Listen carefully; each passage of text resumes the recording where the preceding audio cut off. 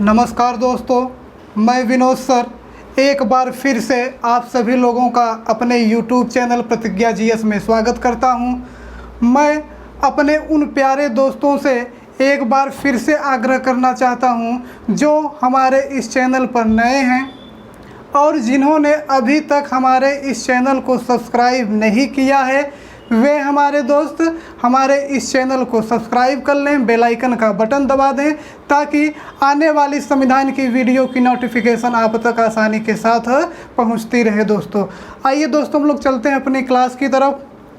दोस्तों जैसा आप सभी लोगों को मालूम ही होगा कि कौन सा टॉपिक हम लोगों का चल रहा है, तो कौन सा टॉपिक चल रहा है दोस्तों? नागरिकता। कौन सा? नागरिकता।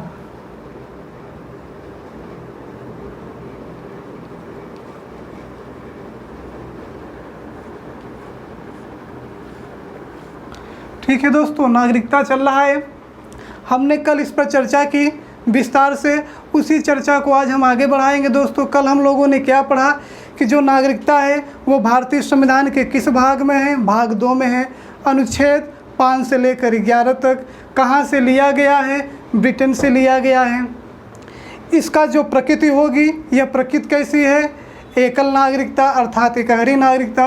नागरिकता में संशोधन करने का अधिकार जो है वो किसके पास है दोस्तों? संसद के पास है। और हमने कल चर्चा की अनुच्छेद 5 से लेकर 11 तक में क्या क्या प्रावधान है, उसकी विस्तार पूर्वक हम लोगों ने कल चर्चा की और देखा समझा कि क्या क्या प्रावधान उसमें थे। अब दोस्तों हम लोगों ने कल नागरिकता संशोधन अधिनियम 1955 के बारे में पढ़ा था। नागरिकता संशोधन, उसी अधिनियम को आज हम लोग आगे बढ़ाएंगे। नागरिकता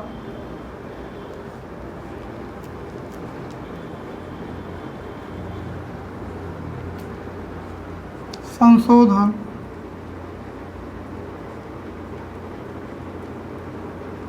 अधिनियम 1955। अब जरा दोस्तों इसे समझने का प्रयास करिए। इसी नागरिकता संशोधन अधिनियम 1955 के तहत भारत की नागरिकता कैसे प्राप्त की जा सकती है, उन तरीकों के बारे में बताया गया है। कितने तरीके बताए थे दोस्तों? हमने 5 तरीके। और इसी अधिनियम के तहत भारत की नागरिकता कैसे समाप्त होती है, उसके कारणों को बताया गया है। किस कारण से भारत की नागरिकता समाप्त होती है, तो वे कारण भी बताए गए हैं यहाँ पर दोस्तों। तो हम लोग इसे अगर यूँ कहें 2 भागों में इसे बांट लें। इसी अधिनियम के अंतर्गत नागरिकता प्राप्त करना,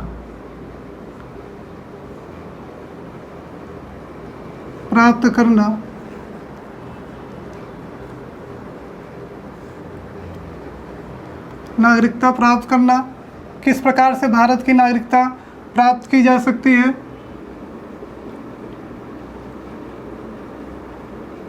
नागरिकता समाप्त होना। ठीक है दोस्तों, तो भारत की नागरिकता किस प्रकार से प्राप्त की जा सकती है? तो कितने प्रकार से दोस्तों? 5 तरीके बताए थे कि नागरिकता संशोधन अधिनियम 1955 के तहत भारत की जो नागरिकता है इसे प्राप्त करने के लिए कितने तरीके बताए गए? 5 तरीके बताए गए। कौन कौन से दोस्तों? जन्म द्वारा, वंश द्वारा,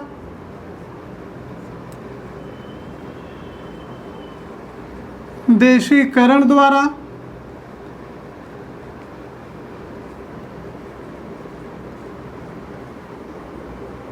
पंजीकरण द्वारा, और दोस्तों जो आपका लास्ट है वो क्या है?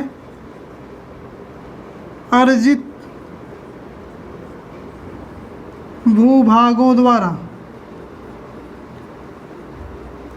ठीक है दोस्तों, तो ये 5 तरीके।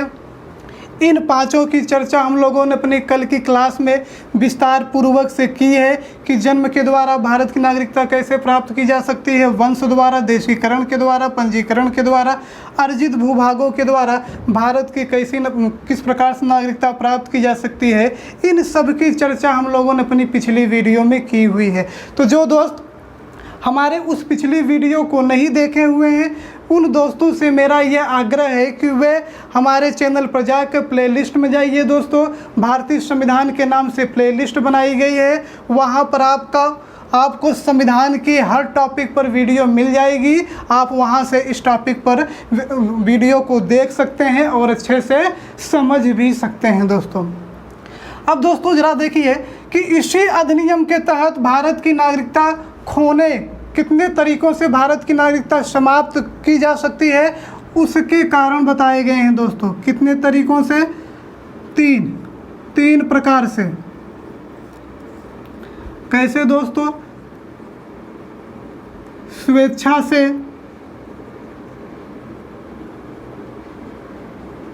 परित्याग,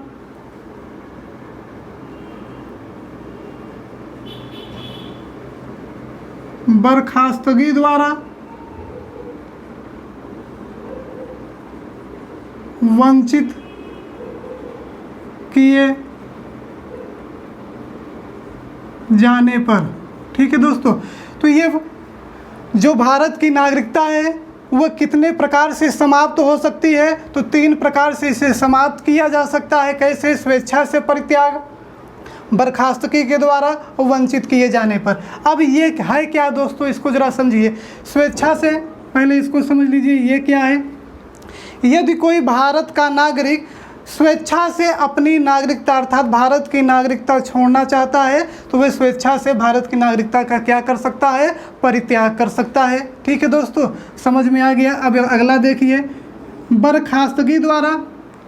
यदि कोई भारत का नागरिक अगर किसी अन्य देश की स्वेच्छा से नागरिकता ग्रहण कर लेता है तो उसकी भारत की नागरिकता स्वतः ही क्या हो जाएगी दोस्तों? बर्खास्त हो जाएगी। फिर से समझिए, यदि भारत का कोई भी नागरिक स्वेच्छा से किसी अन्य देश की नागरिकता ग्रहण कर लेता है तब उसकी ऐसी कंडीशन में तब उसकी भारत की जो नागरिकता होगी वह स्वतः ही क्या हो जाएगी दोस्तों?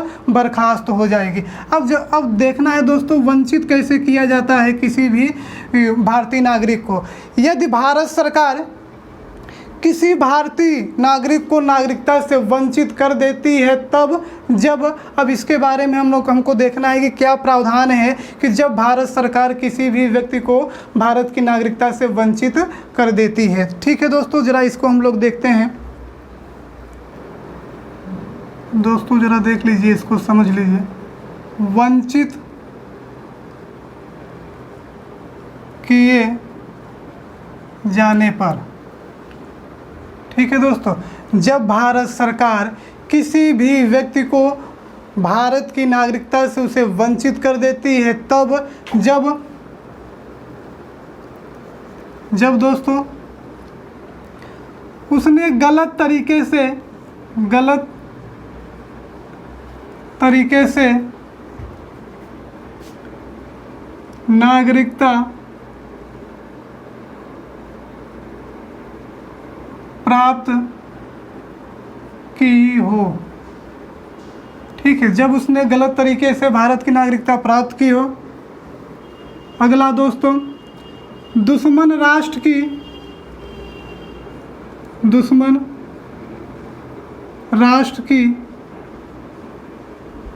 मदद करने पर। ठीक है दोस्तों, क्या? दुश्मन राष्ट्र की मदद करने पर। तीसरा क्या है दोस्तों? संविधान के प्रति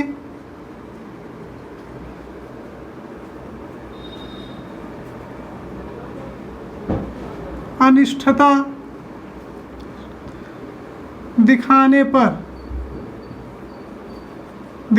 संविधान के प्रति क्या? अनिष्ठता दिखाने पर। बिना बताए 7 वर्षों तक तक भारत से बाहर रहने पर, ठीक है दोस्तों, बिना बताए 7 वर्षों तक भारत से बाहर रहने पर भारतीय महिला द्वारा विदेशी पुरुष से शादी कर लेने पर, ठीक है दोस्तों। अब अगला क्या है, जब दोस्तों देशीकरण और पंजीकरण का पालन, नियमों का पालन न किया गया हो, तो ऐसी स्थिति में दोस्तों 5 वर्ष के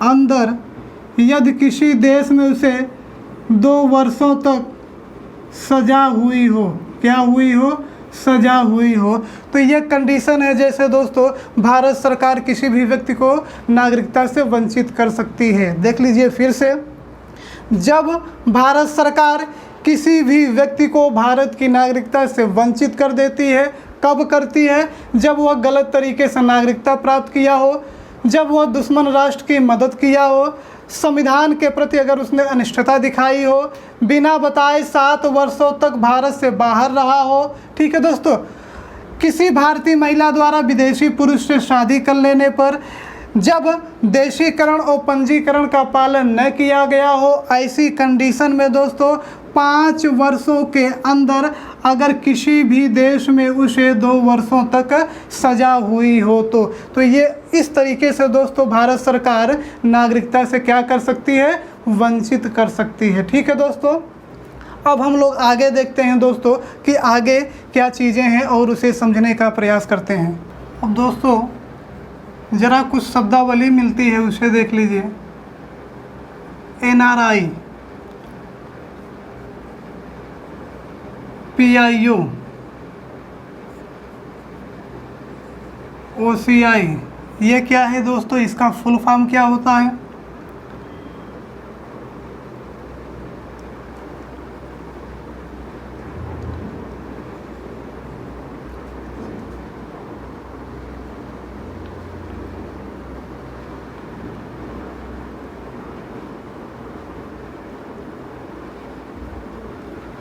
नॉन रेसिडेंट इंडियंस। ठीक है दोस्तों, इसका मतलब क्या होगा, अप्रवासी भारतीय। अप्रवासी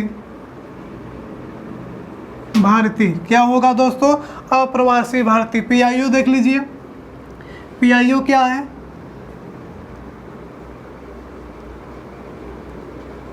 पर्सन ऑफ इंडियन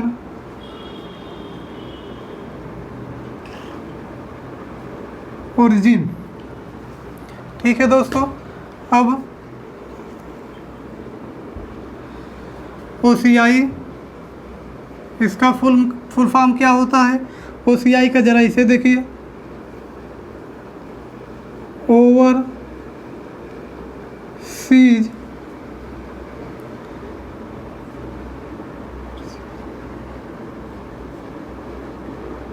सिटीजन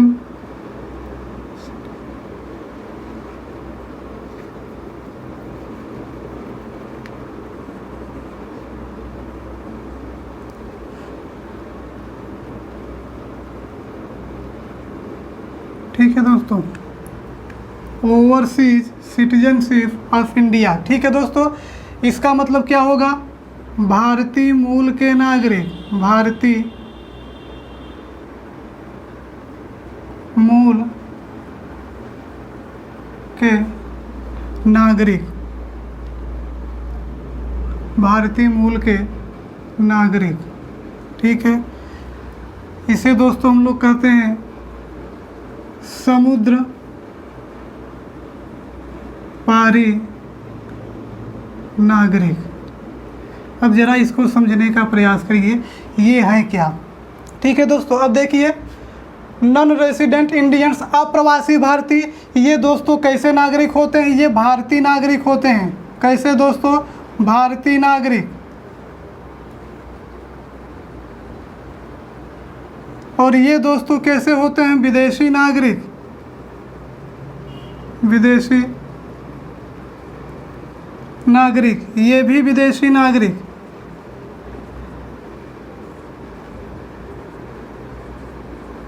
ठीक है, अब समझिए इसे। कोई भी भारतीय नागरिक, ऐसा भारतीय नागरिक जो कहाँ रह रहा हो, विदेश में। ठीक है दोस्तों, ऐसा भारतीय नागरिक जो विदेश में रह रहा हो, किस लिए? किसी कार्य के लिए, शिक्षा के लिए या नौकरी के लिए विदेश में गया हो, तो ऐसे नागरिक को हम क्या कहते हैं दोस्तों? अप्रवासी भारतीय। क्या कहते हैं दोस्तों? NRI। समझ गए दोस्तों? फिर से समझिए। ऐसा भारतीय नागरिक जो नागरिक तो है कहाँ का? भारत का नागरिक है, रह कहाँ रहा है? विदेश में। किस लिए? किसी कार्य के लिए, शिक्षा ग्रहण करने के लिए, या वहाँ पर नौकरी कर रहा। तो ऐसे लोगों को हम लोग क्या कहते हैं दोस्तों? NRI कहते हैं, अप्रवासी भारतीय कहते हैं। ठीक है दोस्तों, अब इसे सुविधा कैसे प्राप्त होगी दोस्तों? NRI को जैसे भारत के अंदर आम नागरिकों को सारी सुविधाएं प्राप्त होगी, उसी प्रकार से सारी सुविधाएं NRI को प्राप्त होगी। क्यों? क्योंकि ये तो है भारत का नागरिक। ठीक है दोस्तों, अब आइए देखते हैं PIO के बारे में, ज़रा इसे समझने का प्रयास करें कि PIO क्या है। PIO कहते किसे हैं? वह व्यक्ति या उसके माता पिता, वह व्यक्ति जिसके माता पिता, दादा दादी, नाना नानी या उसके पूर्वज भारत में जन्म लिए हों। ठीक है दोस्तों, ज़रा इसको एक बार मिटा देते हैं, फिर उसके बाद समझिए इसको। दोस्तों ज़रा देखिए इसको, PIO के बारे में हमने क्या कहा कि वह व्यक्ति जिसके माता पिता या दादा दादी या नाना नानी में से कोई भी जो भारत में पैदा हुआ हो, भारत में जन्म लिया हो या भारत का नागरिक हो। कैसे भारत में दोस्तों? 1935 के भारत शासन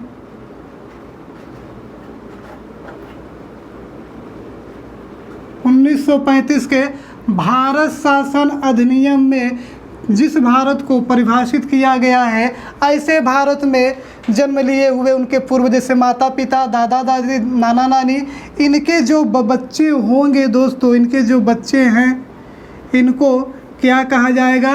भारतीय मूल का नागरिक कहा जाएगा दोस्तों, अर्थात PIO कहा जाता है। इन्हीं को दोस्तों ये PIO का दोस्तों कार्ड मिलता है, इन्हीं को। किनको? उस व्यक्ति को जिसके माता पिता या दादा दादी या नाना नानी में से कोई भी हो, जिसका जन्म भारत में हुआ हो या वो भारत का नागरिक हो।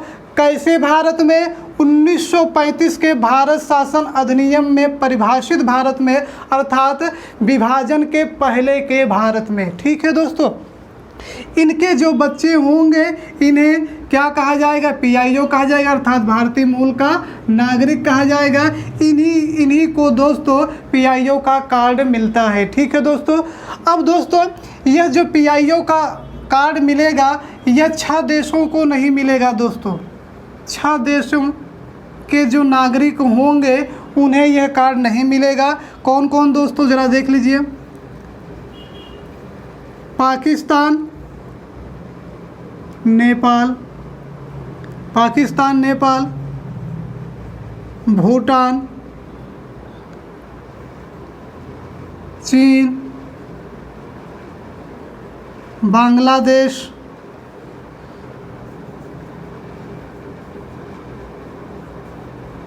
अफ़गानिस्तान, इन 6 देशों के नागरिकों को पीआईओ का कार्ड नहीं दिया जाएगा दोस्तों, अर्थात इन देश के नागरिकों को भारतीय मूल के नागरिक नहीं माना जाएगा। जिनके माता पिता, दादा दादी, नाना नानी का जन्म 1935 के भारत में हुआ हो, उनके बच्चों को क्या नहीं माना जाएगा? पीआईओ नहीं माना जाएगा। किन देशों के? इन 6 देशों के। ठीक है दोस्तों। अब दोस्तों इन्हें देखिए, इन्हें क्या सुविधा मिलेगी? तो ये दोस्तों जो पीआईओ, जो भारतीय मूल के नागरिक होते हैं, ये बिना वीज़ा के दोस्तों 15 वर्षों तक भारत आ जा सकते हैं। कितने वर्षों तक दोस्तों? 15 वर्षों तक भारत आ जा सकते हैं आसानी के साथ, स्वतंत्र रूप से। ठीक है। अब अगर इन पीआईओ जो भारतीय मूल के नागरिक हैं दोस्तों, अगर इन्हें भारत की नागरिकता लेनी है तो उसके लिए उन्हें दोस्तों कितने वर्षों तक? 7 वर्षों तक कहाँ निवास करना पड़ेगा? भारत में। अगर वो 7 वर्षों तक भारत में निवास किए हैं तो उन्हें पीआईओ का दोस्तों क्या कार्ड के तहत दोस्तों उन्हें भारत की नागरिकता प्रदान कर दी जाएगी। ठीक है दोस्तों, उम्मीद करते हैं यहाँ तक आप लोगों के समझ में आ गया होगा। अब हम लोग समझते हैं दोस्तों ओसीआई के बारे में क्या प्रावधान है। अब दोस्तों ओसीआई को देख लीजिए, इसे हमने इसका फुल फॉर्म अभी बताया दोस्तों, इसे क्या कहते हैं? समुद्र पारी नागरिक। अब दोस्तों समुद्र पारी नागरिक कैसे होंगे, ज़रा इनको देख लीजिए। वह व्यक्ति जिसके माता पिता, दादा दादी या नाना नानी, अर्थात जिनके पूर्वज 26 जनवरी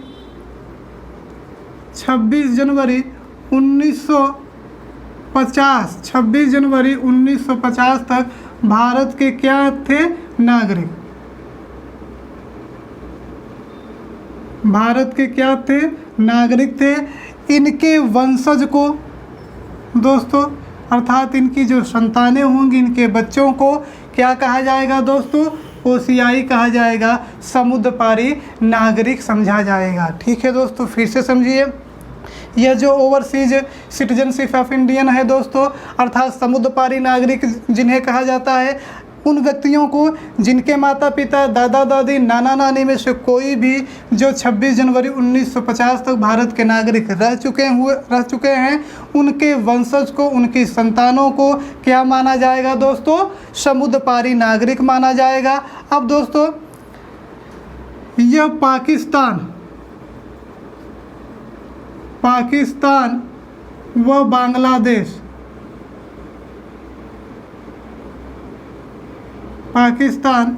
बांग्लादेश के नागरिक को समुद्र पारी नागरिक नहीं समझा जाएगा। इस चीज़ को आप लोग ध्यान रखिएगा। अब दोस्तों सुविधा क्या मिलेगी इन्हें? ओसीआई को सुविधा क्या मिलेगी? अगर इन्हें भारत की नागरिकता प्राप्त करनी है, अर्थात भारत का नागरिक बनना है, तो इसके लिए इन्हें क्या करना पड़ेगा दोस्तों? 5 वर्षों तक भारत में निवास करना होगा। क्या करना होगा दोस्तों? भारत में निवास करना होगा। अब दोस्तों इन्हें सुविधा क्या प्राप्त होगी? ये बिना किसी वीज़ा के, बिना किसी पासपोर्ट के आजीवन भारत में आ जा सकते हैं। जबकि पीआईओ में क्या था कि वे बिना पासपोर्ट के, बिना वीज़ा के 15 वर्षों तक, केवल 15 वर्षों तक आ जा सकते थे। लेकिन इस ओसीआई के तहत, जिन्हें समुद्र पारी नागरिक कहा जाता है, वे भारत के अंदर बिना पासपोर्ट के आजीवन तक स्वतंत्र रूप से आ जा सकते हैं। ठीक है दोस्तों, घूम सकते हैं। अब दोस्तों और क्या है इसमें ज़रा समझिए।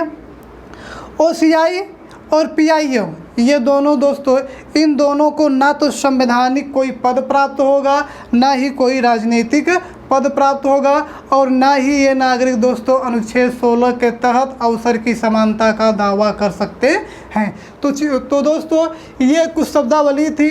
एनआरआई क्या है, पीआईओ क्या है, ओसीआई क्या है, इन सब के बारे में हम लोगों ने विस्तृत चर्चा की। अब दोस्तों इस पीआईओ और ओसीआई को दोस्तों 2015 में संशोधन किया गया था दोस्तों। क्या किया गया था? संशोधन किया गया था। उस संशोधन के तहत पीआईओ और ओसीआई का क्या कर दिया गया दोस्तों? विलय कर दिया गया, मिला दिया गया। अब सभी नागरिकों को क्या कहा जाता है? ओसीआई कहा जाता है। अब दो प्रकार के नागरिक पाए जाएंगे दोस्तों, अप्रवासी एनआरआई और ओसीआई। तो ये दो कैटेगरी अब रह गई। पहले कितनी कैटेगरी थी? 3, एनआरआई, पीआईओ, ओसीआई। 2015 में संशोधन हुआ, नागरिकता संशोधन, ठीक है, उसमें पीआईओ और ओसीआई को विलय कर दिया गया। अब क्या कहा जाने लगा? इसको भी मिलाकर ओसीआई कहा जाने लगा। ठीक है दोस्तों, अब हम लोग आगे की तरफ बढ़ते हैं और देखते हैं और क्या चीज़ें इसमें हैं। जो नागरिकता संशोधन अधिनियम 1955 था, जिसकी चर्चा हम लोगों ने की, और इस 1955 में नागरिकता कैसे प्राप्त की जाती है और कैसे समाप्त होती है, इसकी चर्चा हम लोगों ने अभी अभी की। किस प्रकार से प्राप्त की जा सकती है और किस प्रकार से समाप्त होती है। अब इस नागरिकता संशोधन में दोस्तों, इस नागरिकता संशोधन में कितनी बार संशोधन हुआ किया गया है? अर्थात यह जो 1955 का नागरिकता संशोधन अधिनियम था, इसमें संशोधन कब कब हुआ दोस्तों? ज़रा इसे देख लीजिए। 1957 में हुआ, फिर दोस्तों 1960 में हुआ, फिर 1985, 1986, फिर दोस्तों 1992, फिर 2003, 2005, 2015 और 2019। ठीक है दोस्तों, तो ये नागरिकता संशोधन अधिनियम 1955 में इतनी बार संशोधन किए जा चुके हैं। अब दोस्तों इसके आगे हम लोग और चलते हैं, देखते हैं क्या क्या चीज़ें हैं। अब दोस्तों ज़रा हम लोग दोहरी नागरिकता को जान लेते हैं। दोहरी नागरिकता, अब अगर हम पूछें कि क्या भारतीय मूल संविधान में दोहरी नागरिकता का प्रावधान है, तो भारत के अंदर दोस्तों कैसी नागरिकता प्रदान की गई है? इकहरी अर्थात एकल नागरिकता। राज्यों को, राज्य के नागरिकों को यहाँ पर अलग नागरिकता नहीं दी गई है, जैसा अमेरिका में। अमेरिका की नागरिकता अलग है और विशेष राज्यों की नागरिकता अलग है। ठीक है दोस्तों, वहाँ पर दोहरी है, लेकिन भारत में कैसी है? इकहरी नागरिकता। इस बात को आप लोग याद रखिएगा। अब दोस्तों, अब ये दोहरी नागरिकता जो प्रावधान किया गया यहाँ पर भारत में, यह किसके लिए किया गया है, इसके बारे में ज़रा चर्चा कर लेते हैं। देखिए दोस्तों, अगर हम कहें कि मूल संविधान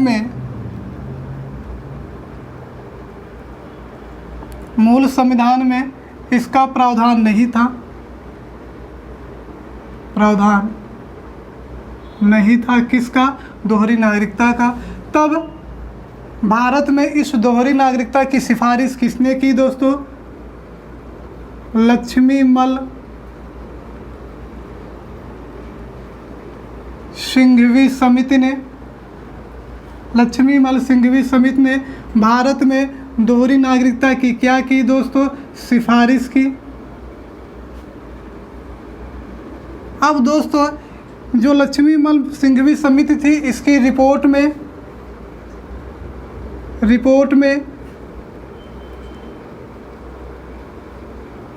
नागरिकता में संशोधन किया गया दोस्तों। नागरिकता संशोधन अधिनियम 2003। ठीक है दोस्तों, क्या किया गया? नागरिकता संशोधन अधिनियम 2003। अब इसमें क्या प्रावधान किए गए? अब दोस्तों अभी तक जो भारतीय मूल के नागरिक थे, नागरिक अर्थात जो जिन्हें हम लोग पीआईओ कहते थे दोस्तों।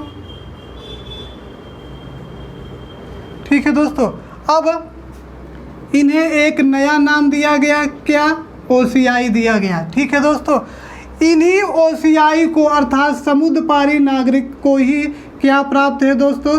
दोहरी नागरिकता। ठीक है दोस्तों, दोहरी नागरिकता, इसको आप लोग ध्यान रखिएगा। अब कुल कितने देशों के नागरिकों को दोहरी नागरिकता प्रदान की गई है? तो दोस्तों अमेरिका, ब्रिटेन सहित अमेरिका व ब्रिटेन सहित कुल 16 देशों के नागरिकों को दोहरी नागरिकता प्रदान की गई है। ठीक है दोस्तों, अब इस दोहरी नागरिकता का लाभ क्या होगा दोस्तों, इससे क्या लाभ मिल सकता है, तो हमने अभी आपको बताया कि दोहरी नागरिकता प्राप्त कोई भी व्यक्ति भारत के अंदर बिना पासपोर्ट के कहीं भी आ जा सकता है स्वतंत्र रूप से। अब दोस्तों, अब इस दोहरी नागरिकता प्राप्त व्यक्ति होगा उसे भारत के अंदर ना तो कोई संवैधानिक पद प्राप्त होगा, ना कोई राजनीतिक पद प्राप्त होगा, यहाँ तक उसे मतदान का भी अधिकार नहीं होगा दोस्तों। ठीक है, फिर वह ना तो अनुच्छेद 16 के तहत समानता, अवसर की समानता का दावा कर सकता है। ये ढेर सारी चर्चाएं थी किसके बारे में, दोहरी नागरिकता के बारे में। फिर से समझ लीजिए, मूल संविधान में दोहरी नागरिकता का कोई भी प्रावधान नहीं था। भारत में दोहरी नागरिकता की सिफारिश किसने की, लक्ष्मीमल सिंघवी समिति ने की। इसने जब इसकी रिपोर्ट आई दोस्तों इस समिति की, तो इसमें संशोधन किया गया और वह संशोधन था 2003। किसमें था, नागरिकता संशोधन अधिनियम 2003।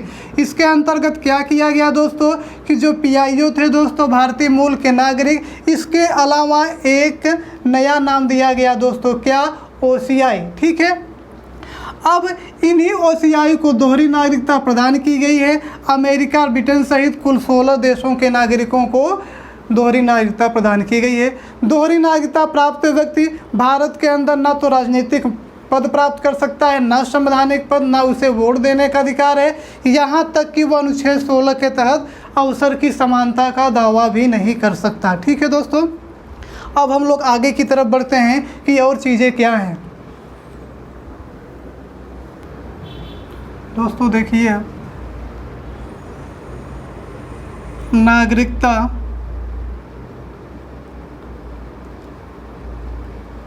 में एक बार फिर से संशोधन किया गया दोस्तों, नागरिकता संशोधन अधिनियम 2005 में। कब किया गया था, 2005 में किया गया था। ठीक है दोस्तों, अब इसमें क्या प्रावधान किया गया, कोई भी भारतीय नागरिक, क्या कह रहा है, कोई भी भारतीय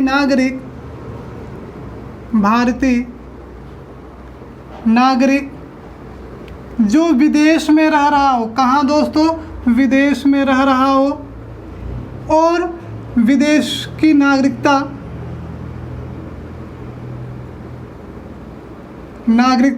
को ग्रहण कर लिया है, अब उसे ओसीआई के तहत भारत की नागरिकता लेनी है, तो क्या करना पड़ेगा दोस्तों, उसे ओसीआई के तहत दोहरी नागरिकता प्रदान कर दी जाएगी। लेकिन यदि उसके देश का दोहरी नागरिकता के संदर्भ में कोई विरोध ना हो तो। फिर से समझिए, क्या किया गया इस संशोधन 2005 में कि कोई भी भारतीय नागरिक जो विदेश में रह रहा हो और जिसने विदेशी नागरिकता को ग्रहण कर लिया हो, यदि वह दोहरी नागरिकता लेना चाहता है भारत की, ठीक है, भारत का भी नागरिक बनना चाहता है ओसीआई के तहत, तो वो ओसीआई के तहत दोहरी नागरिकता प्राप्त तो कर सकता है, लेकिन अगर उसके देश का इसके संदर्भ में कोई विरोध ना हो तो। ठीक है दोस्तों, और आगे समझिए, अभी हमने बताया दोस्तों 2015 में संशोधन किया गया था। नागरिकता में संशोधन कब किया गया, 2015 में, और इसके तहत दोस्तों पीआईओ को और ओसीआई इन दोनों का क्या कर दिया गया, विलय कर दिया गया। अब सभी किस नाम से जाने जाएंगे, ओसीआई के नाम से ही जाने जाएंगे, अर्थात समुद्रपारी नागरिक के रूप में ही जाने जाएंगे। ठीक है दोस्तों, और समझिए ज़रा एक चीज़ और यहाँ पे क्लियर कर लीजिए दोस्तों, देशीकरण के माध्यम से जो भारत का नागरिक बनता है उसे मतदान का अधिकार प्राप्त होता है, वह राजनीतिक पद भी प्राप्त कर सकता है, लेकिन दोहरी नागरिकता प्राप्त व्यक्ति भारत में न तो संवैधानिक पद प्राप्त करेगा, न ही कोई राजनीतिक पद, न ही उसे मतदान का अधिकार होगा। इस चीज़ को आप लोग ध्यान रखिएगा। ठीक है दोस्तों, और देखिए हम लोग आगे चलते हैं कि और इसमें जो अंतिम अभी संशोधन जो हाल ही में दोस्तों 2019 में हुआ और जो बहुचर्चित है, जिसके लिए आप लोग देखे होंगे काफ़ी इसका जमकर विरोध भी हुआ, उसको समझ लेते हैं हम लोग।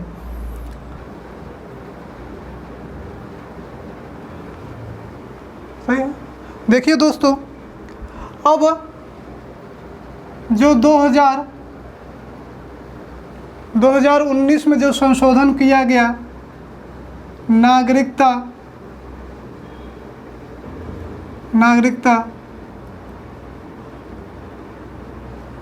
संशोधन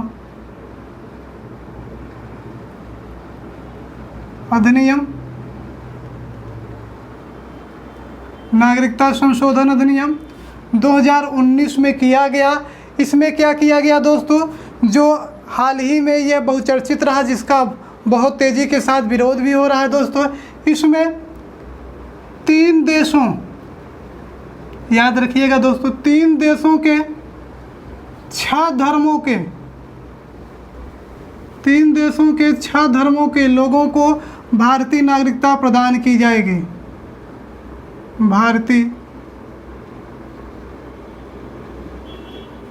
नागरिकता प्रदान की जाएगी, ठीक है। और वो 6 धर्म कौन कौन से हैं? हिंदू,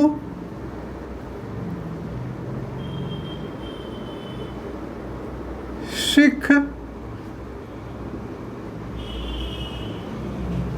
बौद्ध, जैन, पारसी, ईसाई, ठीक है दोस्तों। कितने? 6 धर्मों के लोगों को भारतीय नागरिकता प्रदान की जाएगी। हिंदू धर्म, सिख धर्म, बौद्ध धर्म, जैन धर्म, पारसी धर्म, ईसाई धर्म, 1 2 3 4 5 6, तो इतने लोगों की भारत की नागरिकता प्रदान की जाएगी। अब दोस्तों जो विवाद का कारण हुआ है दोस्तों, इसमें जो मुस्लिम वर्ग के लोगों को इसमें शामिल नहीं किया गया दोस्तों, इसी का पुरजोर दोस्तों विरोध भी हुआ, ठीक है दोस्तों। अब दोस्तों इन लोगों को जो भारत की नागरिकता प्रदान की जाएगी, 6 धर्म के लोगों को जो नागरिकता प्रदान की जाएगी, ये ऐसे लोगों को प्रदान की जाएगी दोस्तों जो 6 वर्षों से भारत में रह रहे हों। कहाँ दोस्तों?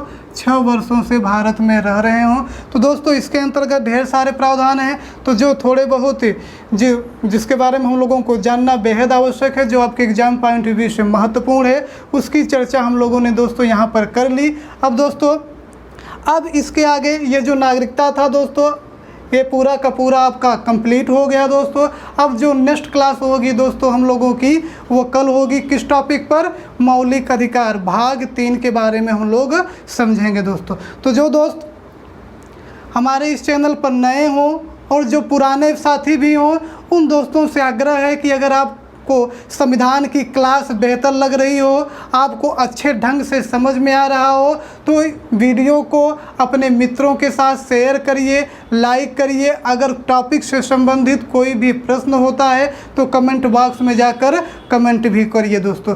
तो अभी तक हमारे साथ वीडियो के अंत तक बने रहने के लिए और मुझे अंत तक सुनने के लिए आप सभी लोगों का बहुत बहुत धन्यवाद।